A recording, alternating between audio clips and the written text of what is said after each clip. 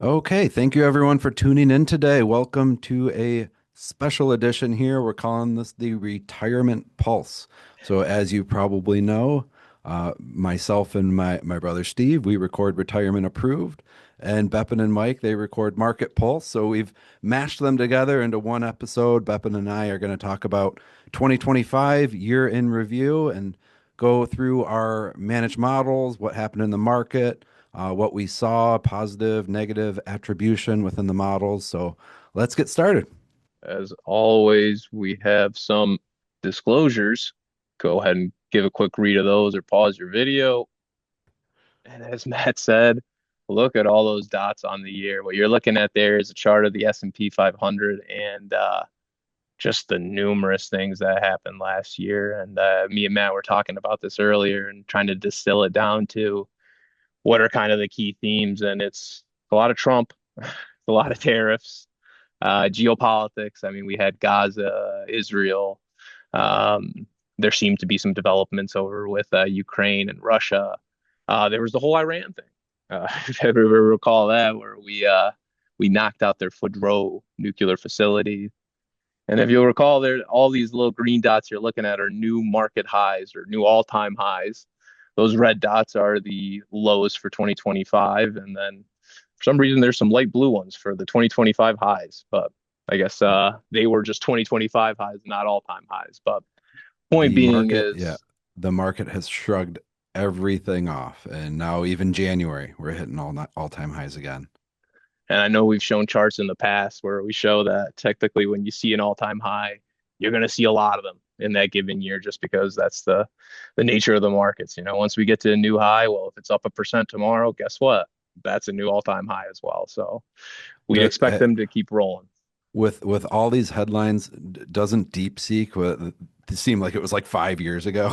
I honestly thought it was 2024 till I saw this dot on here, and yeah, Yeah. that's when we actually had that really cool the China Strikes Back cover. One of my favorites. Yeah. One of my favorites. And I mean, it's just crazy looking at this chart where this isn't even showing everything. These are just kind of like the highlights too, because if we really broke it down by headline, we there wouldn't be enough space on this chart. But point being is we expect this to be the same this year, maybe not in the same flavor, but there will be numerous headlines, numerous moments of instability or exuberance, and it's part of the course. So 2025 model recap here. These are the five core models that we oversee. Of course, there's a handful of names that aren't on here, but these are the models we wanted to run through today because they have the most significant moves. So you can see 2025, we've netted out a 1.35% management fee here. So pretty darn solid across the board. But more importantly, those 3-year returns over there. It's been a phenomenal 3 years. So 2023, the market was up 20 some percent, 2024, 20 some percent. And then, of Mhm. course, 2025, I think the market ended up about 16.5%. Yeah, exactly. And another thing I'd like to add is that those 3-year returns are also net of the fee as well. So every return you're looking at here is net of fees. We would never show any gross of fees returns. But just to really highlight what Matt was saying there, it has been a fantastic, just not just 2025, but it has been a fantastic 3-year run here coming out of that when interest rates and inflation were running high and we had that rough 2022. It has been a rocket ship on the way back. Just overall, it's been fantastic across almost every model you're looking at the screen here. But we're going to walk through each of these models individually, talk about some of the highlights and some of the changes that we've made throughout the year. Less of the focus on return, more so just kind of explaining what happened and kind of what we're looking forward to in 2026. Yep. And moderate growth, we consider this essentially our core allocation. So most of our clients have some sort of allocation to this model. We also run a couple offshoots of this model. So some people Mhm. might have a long-term growth model, which is more equity allocation, and some people have a conservative growth model, which is moving that needle more towards the conservative, where the bond allocation is much heavier. But what were the notable moves we made in this one, Bepin? Primarily, it was shifting towards a slightly more defensive structure. What you'll see there is we shifted from a 60-40, 60% stock, 40% bond at the start of the year to finishing the year at a 55% stock and 45% bond allocation. That primary shift occurred right after we got a little bit ahead of the Liberation Day lows. or sorry, the Liberation Day, basically that drop down. Once we saw the market get back to even and actually start gaining again, we decided to move some chips off the table. Really, just looking more of it's less about worried about the market collapsing, but more of it's more about just taking advantage of the fixed income situation. Like we've said for the last year and a half, we really like bonds. We think that many investors are under allocated to bonds just because of the last 3, 4 years that they saw where bonds almost had a negative return. So it's understandable as people look to shift out of the losers. But that's exactly the opposite of what we do here. We like to buy the losers and sell our winners to Yeah, an extent. I actually looked it up today. The aggregate bond index is still negative over 5 years. Yes, but had a fantastic year last year. Yes, it did. Up almost 7% which I mean, if you look at it, the S&P 500 long-term average, that's it's about what you'd expect. Outside of Yep. just adding a little bit more to fixed income, we also increased some of our favorite asset classes, which is large cap value. You think of your Home Depots of the world, the companies that have been around for a while, have a stable business. Sure, they're not going to 2x their revenue, but we also don't expect them to see 50% drawdowns in their revenue. We also increased international, which comes with the same flavor there too. International stocks tend to trade at lower valuations, tend to be more value companies. So kind of adding more to value, but also adding some geographic diversity there. So we're not just putting all our eggs in the US basket. It's worked out well if you had done that over the last 10, 15 years. We don't know if that'll work the same over the next 10 or 15. So we just want to make sure we have our eggs every basket that we can. Another thing we added was we moved away from looking for like call writing strategies that really increase our yield and looking for more downside hedges, just again, to protect some of these gains that we've seen. When you see that 14.2% annualized over the last three, we want to make sure we keep as many of those chips as we can going forward. Yeah, and a neat thing with that downside protection. So we're using a couple of ETFs. If you looked inside your model, Buffer and Buff D, they're buffered ETFs, which means you get some of the upside of the market, and you're protected on some of the downside versus the more yield-oriented alternative strategies we had in there before, which were JEP-B and JEP-Q, JP Morgan covered call strategies, which were generating 8, 10, even I think as high as 13% yield at 13 one on point. JEP-Q at one point. Yep, Yeah, so exactly. it also for those who have non-IRA money, so after tax money in this account, it's definitely a benefit from a tax standpoint as well. So then our RWP fixed income navigator, as a lot of you know, we also use annuities here. So some of our clients don't even have the fixed income navigator account. They get their fixed income exposure through our moderate growth. Of course, we have fixed income there, potentially in the passive accounts and annuities. So some of our clients might not be familiar with this model, but this is just a 5 to 10 ETF and mutual fund model that's pure fixed income, so no equities. You can see it's all the way to the left on the riskometer gauge Yeah. in that conservative sleeve, and we made only a handful of moves this year, and the most notable is we just increased our manager diversification. So, Bepin, I'll let you talk a little bit about that. Yep. So we introduced a new active manager from PIMCO. These are some of the best bond managers in the world. They've been around for 40, 50 plus years here. We also increased our duration. What does that mean? We just bought a little bit of longer term bonds. Our managers that we implemented, they're holding a little bit of longer term bonds. Now, we're not all in on long term bonds by any means, but we're a little higher than like the aggregate bond index would be. Reason being is we do believe that the market will see more rate cuts than it's expecting right now. We also think inflation's on its way down.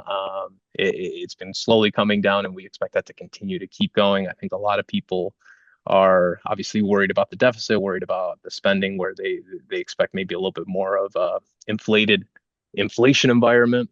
We don't see that really coming. One of the biggest things the market isn't really accounting for is the deflationary effects of AI, advancements in Right. productivity that could definitely give us growth without increases in prices or seeing what we saw in 2022 where the cost of living skyrocketed on people. Yeah, and I'll note the performance. We want it to be a slightly higher, closer to the ag, but one detractor in terms of returns has been a fund that's been a positive attributor to return in years prior, and that's Clark Navigator Fixed Income. So that's a mutual fund that we've kind of chunked down over the course of the year. Mhm. Still believe in Clark as fixed income managers, but just been a really tough environment for that type of strategy where they're in high yield and they go risk on, risk off, and that's been probably the biggest negative detractor in terms of performance in this account for the year. Yeah, that's a great point, Matt. That's exactly why we're not abandoning Clark by any means. And like Matt said, they've been fantastic performers over the last 5 years. I mean, it's just the nature of their business. Like Matt said, they're in high yield bonds. With corporate bonds, obviously Liberation Day came around. People get a little queasy about how our corporation is going to respond to the new tariff regime, and it caused a little bit of underperformance by moving a bit too much to cash and not getting back in time. We still believe that they'll be fine managers going forward. It's just they're in a they're in a bad asset class for our beliefs right now, where we don't want to add too much to corporate bonds, so we're trimming them down. Nothing to say about their management, more so just the asset class they represent. Then RWP GDP 100 zero passive strategy. That's a mouthful, but as many of you know, GDP stands for globally diversified passive. So the key word here is passive. This is our 100% equity version. And as many of you know, we've got one that's 90%, 80%, 70%, and so on. We just wanted to use 100% equities just to show you the return versus the S&P 500 this year and how much international and emerging markets have been a positive catalyst here, because they've outperformed the market for the first time in like ever, it seems like. In years, yeah. Besides the drawdown in 22, they had a little bit of a outperformance there, but outside Yeah. of that, it's been all US for the last 15 plus years. And one of the key things when you look at a passive strategy by any means, or really any strategy, is location, location, location. Just like in real estate, your return is going to be generated by what are you holding, or where's your house located. In this case, it's what are you holding? Well, what asset classes are you in?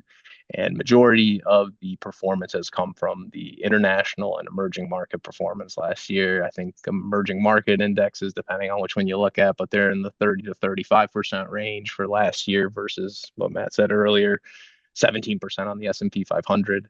The international developed markets, those return 25 to 27%, again, depending on the index you're looking at, but still 10% almost more than the S&P 500. A couple laggards, a couple places where they didn't keep up with the S&P 500 would be in small caps. Small caps, I believe, finished the year around like 12%. So a little underperformance there. Same with value. Ironically, these are two of those positions that we were pounding the table on these 2 years, or about a year and a half ago. We're pounding the table on them again. We believe that these are the places you want to be going into 2026 and beyond. Great valuation, and these should be some of the benefactors of AI rather than the producers of them. Right. And kind of the three main rules of equities are buy equities, diversify, rebalance. So one thing that you'll see over the next few weeks when we do our rebalance and reconfiguration, our annual change in this model, we'll be selling off some international, selling off some emerging markets, selling off from some large cap growth and buying a little bit more small cap, buying a little bit more value. Exactly. Yep. Like Matt said, that is the goal of these types of passive strategies. We don't make active decisions in here in terms of we're not trying to beat the market by any means on any given moment. We're more so keeping a diversified allocation, making slight tweaks when we can. An example of something like that would be back in 2023, where bonds had that Armageddon in 2022. We took that opportunity to almost tax loss harvest, where we swapped out one bond fund for another, locking in the loss on that bond fund so you could take that tax write off in the future, um, but keeping the same risk profile. So you'll see little slight changes like that, or maybe slight tweaks in the weightings, but nothing major like you might see in some of our active accounts where you see trades occurring throughout the year. Now on to the fun stuff. Everyone always wants to know about single stock exposure. So Yep. quick disclaimer up front. Do not just go buying 10%, 20% of a stock name that you see. We try to keep all single stock exposures. For instance, in this model and the model that we're going to go to, we generally cap our weightings to about 5%. Yep. Now, sure, that doesn't mean like positions will run. Yeah. So right now, I think if you looked in our other account, we've got a position at 8% of the model, and we'll look to trim it back. But those are some of the guardrails we set here. So this is our strategic equity account. It's a dividend focused account. It's supposed to be boring, but it looks like this year boring paid off with a 22.57% return. Pretty darn solid in names that aren't supposed to go wild. But we had a little bit of a tech tilt and some positive. I don't want to say luck, but positive outperformance when it came to Yeah. some stocks here. Positive timing there. I mean, the most notable one you'll see there at the bottom of the slide, and that's going to be STX, which stands for Seagate, their memory maker. When we added these guys into the portfolio, they were yielding close to 4 or 5%. Today, that yield is sub 1%. And the reason being is because it's gone parabolic. Obviously, with it's been tied to the AI trade because memory is very important. There's almost a bottleneck in memory right now. They have chips that they want to get out there and get them working on AI models, but they just don't have the memory capacity. So it's a company that has really taken off for the last year and a half now. Mhm. Other names that we saw in there that you wouldn't expect would be like CVS. They were up like 85% last year. Um, we also added to UNH at a very opportune time, almost I think a week before Warren Buffett announced his allocation. So we beat Warren to the punch there. That was a nice win for us. Yeah, really with both those U stocks. So United Health and UPS, both just tremendously important companies that were trading at solid discounts. So UPS we promoted to actually a core allocation when it was trading sub 100. And right now we're just happy to clip along with that yield until it recovers. Exactly. UPS isn't going anywhere. Same with Target. That was a May of 2025 edition. It didn't do much last year. I think it was up like 3 or 4%, but this year we're really starting to see it take off. I think just year to date thus far, it's up 15%. So really liking the story there. It's finally starting to get a little bit more mass appeal. A couple names we removed out of there. Intel, for one of them. The only reason we really got rid of Intel is because they stopped paying a dividend. They couldn't be in a dividend model if they're not paying dividends. Starbucks, tough environment for an $8 coffee. It's kind of our story Well, there, obviously. they did just come out with a protein coffee that I had, and Oh, I love maybe Starbucks. I'm not saying that it's a bad business by any means. I love great coffee. We get them for our little coffee machine as well. It's just $8 coffees. People are starting to yeah, for sure. pinch their belts, so it's not something we wanted to be allocated into right now. 3M, another story, fine company. We have no issue with their business. We don't think anything's going to go wrong with the business. It's just we were up 100, 200% on that stock, and it's tough to see a lot of more upside from there. So we decided to lock in some gains there. Oracle, they were another one of those AI stories where they were paying a decent yield beforehand, and then obviously with the run up they had last year, the reason we removed them was obviously we got a little concerned when they announced that huge data center build out, and it was going to be fueled primarily through debt, where we Yeah. just didn't feel comfortable with that. Where the rest of these mega tech companies that are investing in AI, primarily using internal cash flows, where if things go wrong or it doesn't make as much money, you can pull back and you're not going to go under. But if you're borrowing a lot of money and things go wrong, that's the recipe for disaster. So we decided to remove them, I think, around October of last year. Um, Right. Yeah, we did a for pretty the substantial overhaul in this model and the next model that we'll go over in a minute, aggressive growth. So that was October, November. I can't remember the exact date.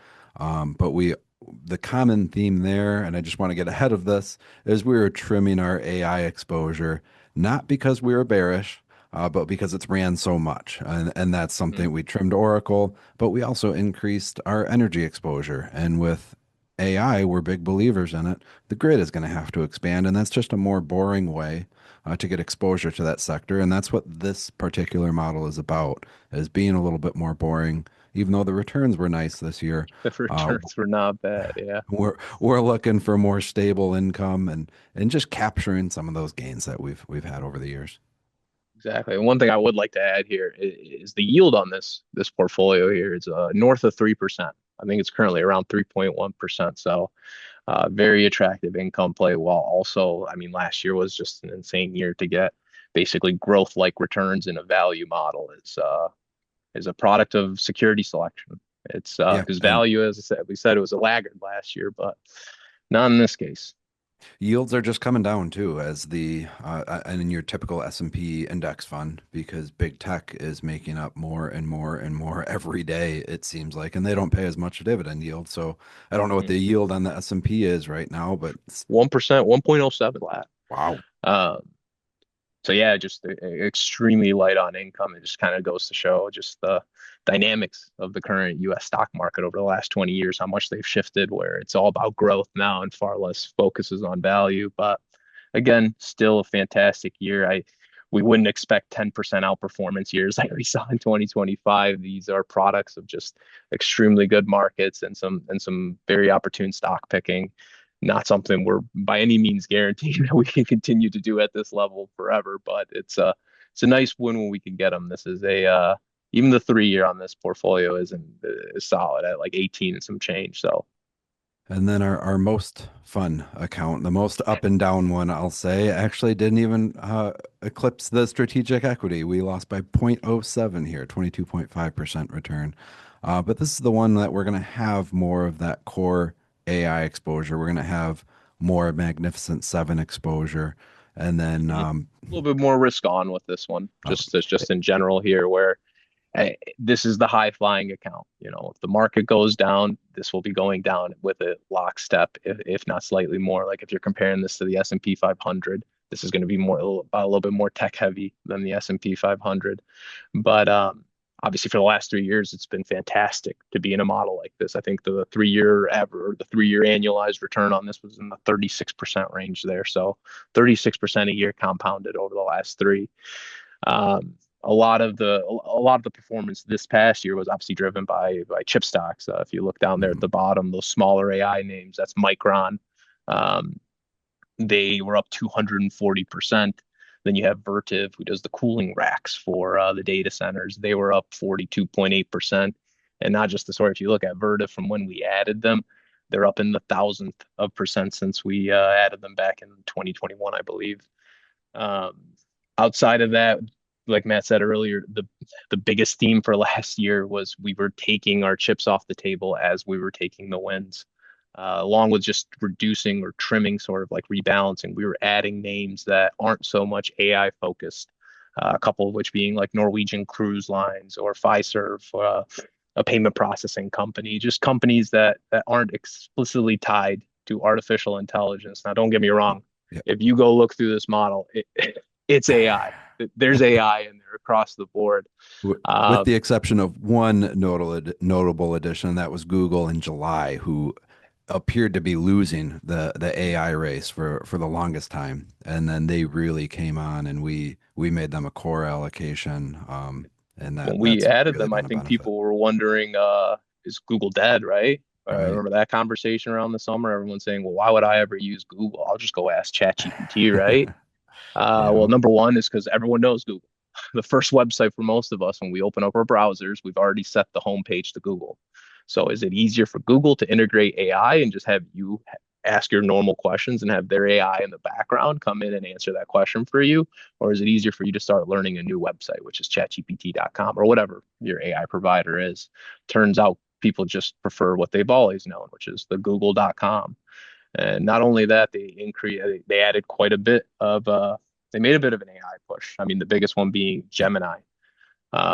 They released the Gemini. Obviously, they've had Gemini for a while, but they released Gemini 3. They also released a image generator. Nano banana, you're looking at it right now.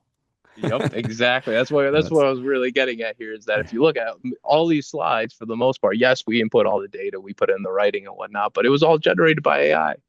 You know how long this would have taken us to do without it? I think you would be looking at pivot tables or charts or just Yep. basic Yep. Excel tables here if it wasn't for Nano Banana. And look how nice this looks. That took Yeah, and they've got a top of the line video generator too, so really optimistic on Google, and we're gonna definitely continue to hold that. And you kind of have to in a model like this, where we essentially cap ourselves at around a 5%. That's kind of our guardrail. Like I said, we'll let it run, but that's why we had to get a little bit more creative with coming up with additional AI names to add in here, the Microns, the Vertivs, and ASML you see at the top there. First Solar, not really an AI name, but certainly some benefit there. But then also China. People thought we were crazy when we added China back when they were having their 2008 moment years ago at this point, and both Baba and Tencent have been phenomenal holds. Yeah. And another thing with ASML too, they're out of the Netherlands. So about Yep. almost 15% of this portfolio is international equities now. So it's starting to add some nice international diversification. While obviously, yes, these still are growth companies.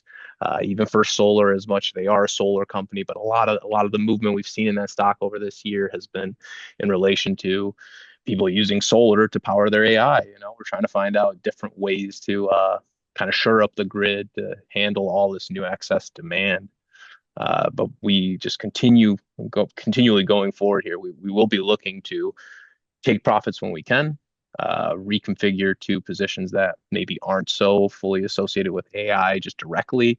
We do think 2026 could be the year of the AI users versus just being a year all about the AI makers or the AI model makers. So Yeah, that's and could be a nice broadening of the market where we've seen big tech carry the load here for what 3, 4, 5 years. I don't even know that outperformance. Or you could even 15, say 15. Yeah. 15 Uh, years. but now with the tax breaks and all that could certainly pass through to the S&P 493 at this point. So we're going to continue to diversify beyond big cap, big We'll tech. never stop holding them. Yep, We'll yep, never stop. yeah. It's impossible to fade these companies where No, if you're not in them, you're not keeping up with the market, whether it's because of the concentration in the market or whether it's just because these are basically legalized monopolies that print money on right. demand.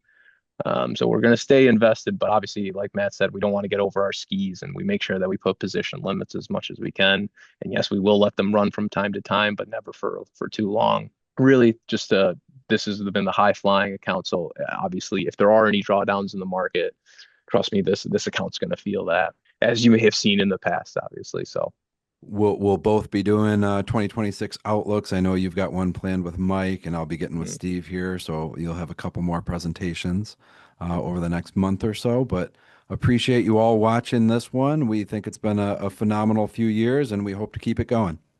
exactly. Thank you, everybody. Thanks for tuning in.